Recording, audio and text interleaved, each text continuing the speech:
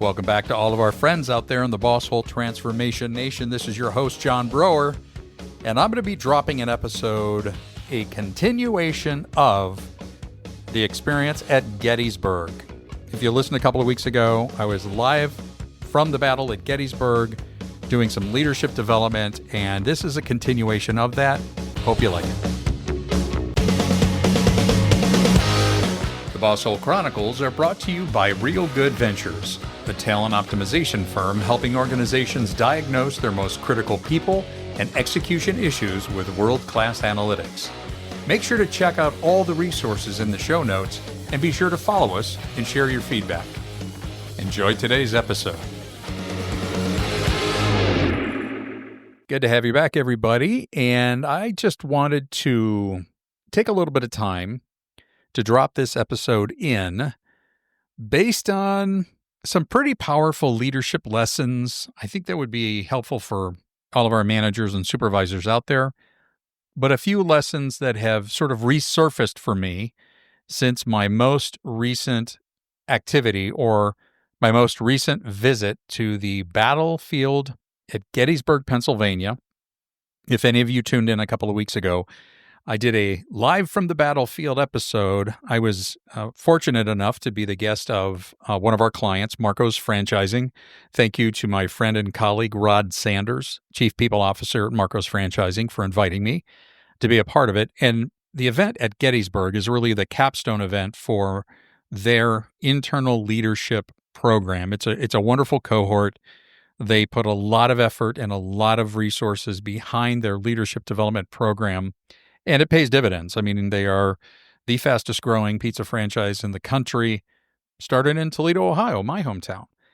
There were two really big things that I've been thinking about as a result of that event. And just a quick recap, Marco's works with an organization, a consulting practice called Diamond Six. Colonel Jeffrey McCausland is the founder of it. Took us around the battlefield for the day and used that as a backdrop to understand leadership dynamics between the Confederate Army and also the Union Army in those 3 days in July in 1863 in Gettysburg. But two things really jumped out at me, and they have to do with unclear and inconsistent directives that you get from a manager or a leader. I think all of us can attest to how frustrating it is to get orders or directives or expectations from a manager or supervisor that, one, are unclear and ambiguous or inconsistent over time.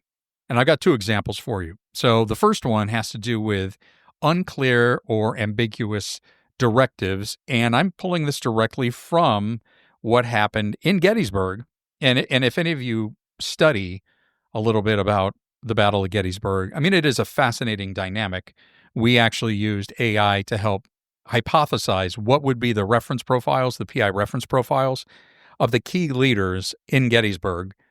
And there were actually two that I want to reference. First of all, Robert E. Lee. Robert E. Lee, of course, was the overall commander of the Confederate Army, the Army of Northern Virginia. And he was beloved, educated at West Point. Interestingly enough, most of these generals were educated at West Point, so they all had a very similar briefcase. Remember, we talk about head, heart, and briefcase.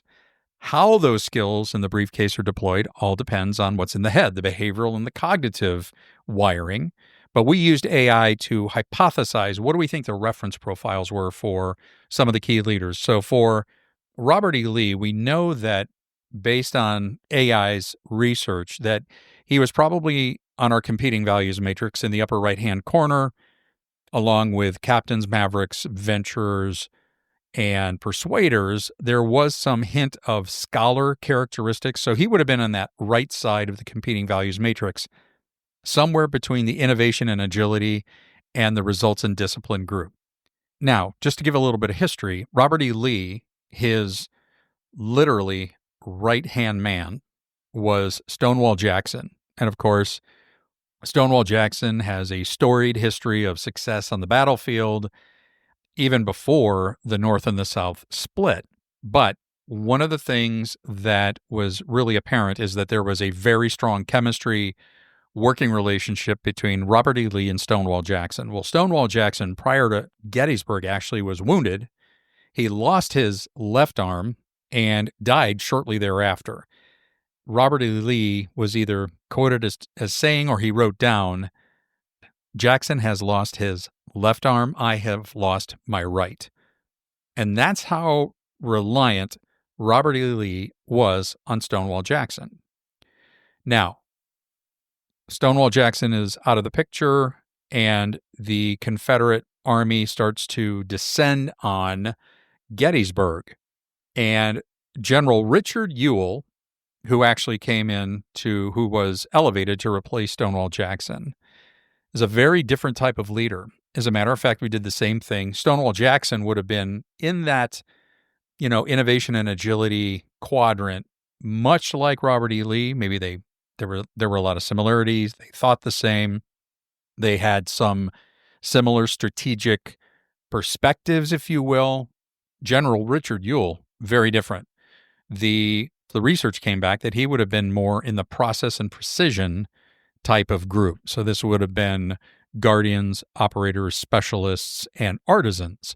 Those are folks that are highly precise, focused on accuracy, tend to be a bit more risk averse. And I know we're talking about war, but I just bear with me here for a second. But it's interesting how this plays out. I mean, risk averse or cautious with risk, meaning probably in battle, making some very informed decision before putting your troops at risk. So what happened was, early on the 1st of July, 1863, Ewell was in position just on the outskirts of Gettysburg, and the Union Army was actually in retreat back through Gettysburg and starting to move toward Little Round Top, toward the latter part or toward the end of Cemetery Ridge. It's just one of the geographic features. There's Seminary Ridge, Cemetery Ridge. Point being, Robert E. Lee went to General Richard Ewell, and by the way, Ewell's troops got there later in the day. And one of the things you have to know is that fighting at night in that period of time was just something you didn't do. I mean, it was highly dangerous. It was a high-risk scenario, and he didn't have a lot of people. The bulk of the Confederate Army had not yet arrived. So anyway, Lee went to Ewell and said, I do not want a general attack on the Union Army. Not until more of our troops get here. That's another story because it actually did happen. Now, number one, no general attack, like a large-scale attack, okay? But what he did say, he wanted him to seize the high ground in front of him, that's where the Union Army was going to be, if you find it practicable to do so. Okay, that's how they talked in those days. So he essentially said, no general assault, but seize the high ground and take it away from the Union Army if you find it practicable to do so. Don't attack one way, but possibly press an attack or put pressure on them in this way if, and here's the unclear directive, if you find it practicable to do so.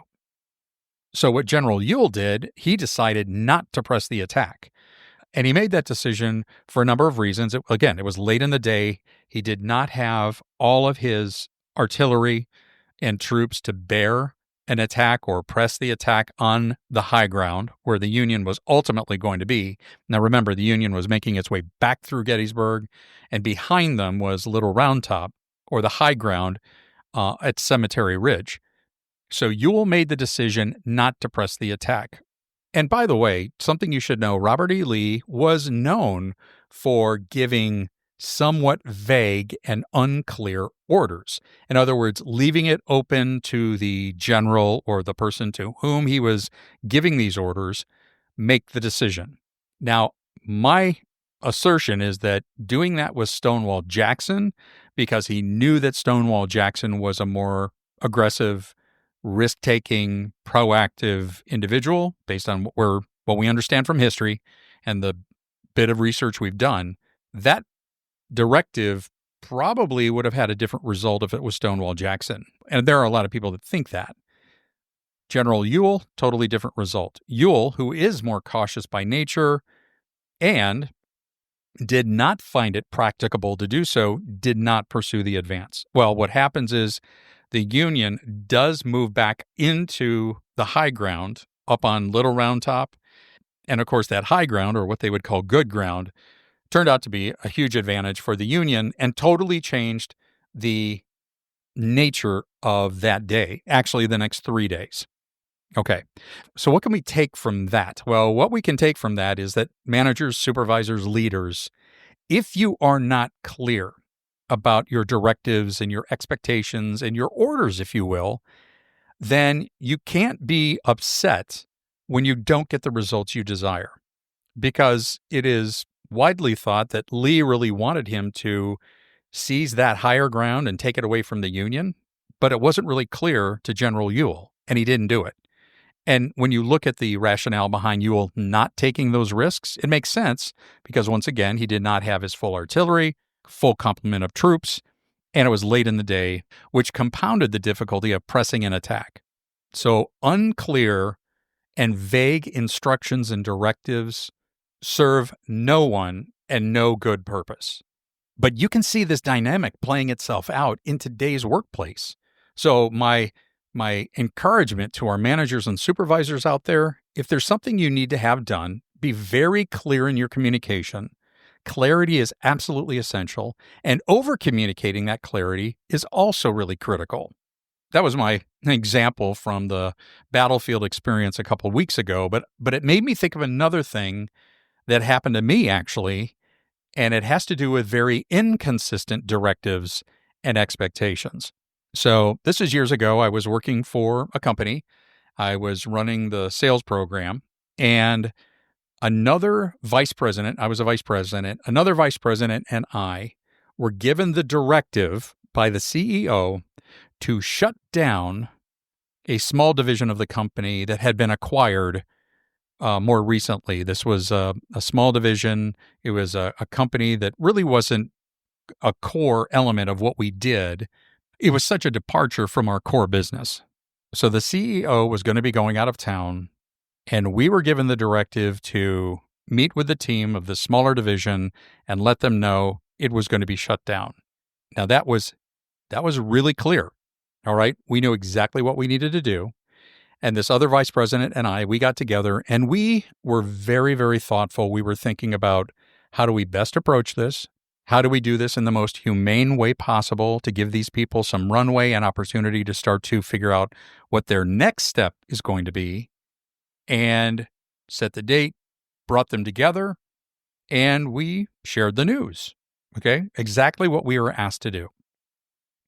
So we did this. Obviously, it was hard for them to hear, but we also let them know that we had a plan in place to help them make a transition.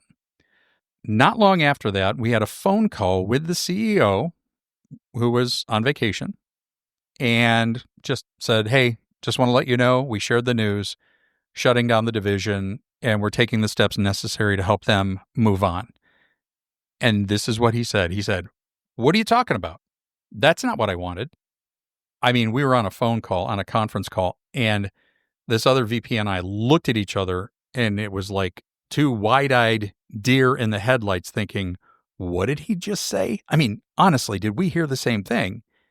And we clarified to say, you asked us to do this, and we did it. And he said, that is not what I asked you to do.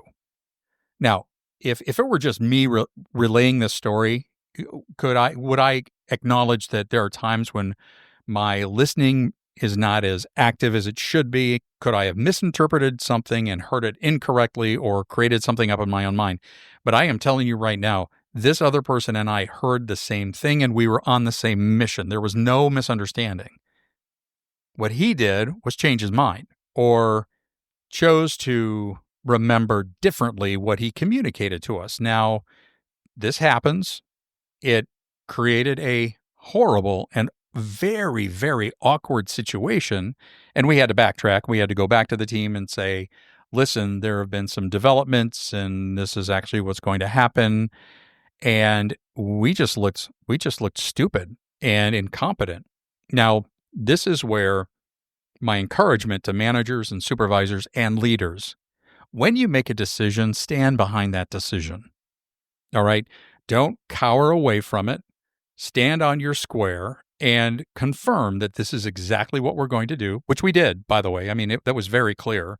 But now at this point, after the fact, are we going to challenge him on this? I mean, we did. I mean, I remember saying to him in our conversation week before last, you were absolutely clear that you're going to shut this division down. And no, that's not what I said at all, which it actually was. I'm not going to die on that hill. Sorry, that might be a bad analogy, just talking about Gettysburg, but it is so frustrating to individuals where a manager, a supervisor, or a leader is inconsistent with directives and expectations, and they seem to sort of blow with the wind. That does nothing but breed discontent, contempt sometimes from the people that are on the receiving end of this confusing information, and just overall disengagement. So I wanted to just drop this episode in there because, again, you are never too old to learn how to refine and improve your leadership and coaching and development skills, people-focused skills. And in the work we do with our clients, especially around leadership team development, we have some just remarkable leadership teams with whom we get to work. And on a very consistent basis, we will employ, and you've heard us talk about this, some of the amazing work of Patrick Lencioni. And if you're going to develop a cohesive leadership team, you have to have clarity. You have to be able to identify with great clarity what are our expectations, who's doing what is our mission, and how are we moving forward. And you have to over-communicate. You cannot over-communicate that level of clarity. Because if you lack that clarity, you lack the results that you hope to get. And then the other part of it too is stand on your square. If you make a decision, own the decision, even if it was a bad one, or you decide, you know what, I know I wanted it that way a couple of weeks ago, but I've changed my mind, which I guess which of course is anybody's prerogative, but it really doesn't make for a strong and cohesive culture if people can't see their leadership of one mind, if you will, or one mission or one message. One of the other things we talk about when it comes to leadership team development is that when the leadership team comes together and you're focusing on team number one, I mean, that again is taken right out of Lencioni's book, The 5 Dysfunctions of a Team. If you haven't read that, you have to read it. But team number one isn't the team you manage, it is the team of which you are a member. So if you're a member of a leadership team, an executive team, you need to be talking about these things and have great clarity and commitment. And by the way, while you may disagree about policy or procedure, when all is said and done, you can disagree, but you commit. You know, that disagree but commit is a very powerful element of team cohesiveness. And as long as you have a voice and you have a level of psychological safety where you can call out mistakes, challenge the status quo, ultimately that team will be strengthened. But what does not strengthen a team are unclear or inconsistent directives and expectations. It just serves to confuse things and things begin to break down, whether it's in 1863 or more recently in my history, in my work history. These are incredibly valuable lessons, and I just wanted to share them with you as well. This is what makes for stronger managers and supervisors in helping them stay out of the boss hole zone. Well, listen, everybody, I really appreciate you letting me continue my lessons from Gettysburg. Great experience. I could see this being something that we would take our executive teams to do as a capstone event. Absolutely amazing. Well, I thank you for listening in. Keep sharing our episodes with your friends and colleagues. We really appreciate the way our audience is growing out there. The Boss Hole Transformation Nation is absolutely growing. And we will see you next time on the Boss Hole Chronicles. Thanks very much for checking out this episode of the Boss Hole Chronicles. It was so good to have you here.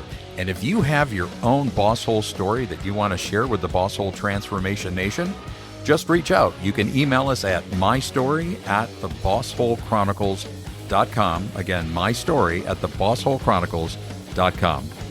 We'll see you next time.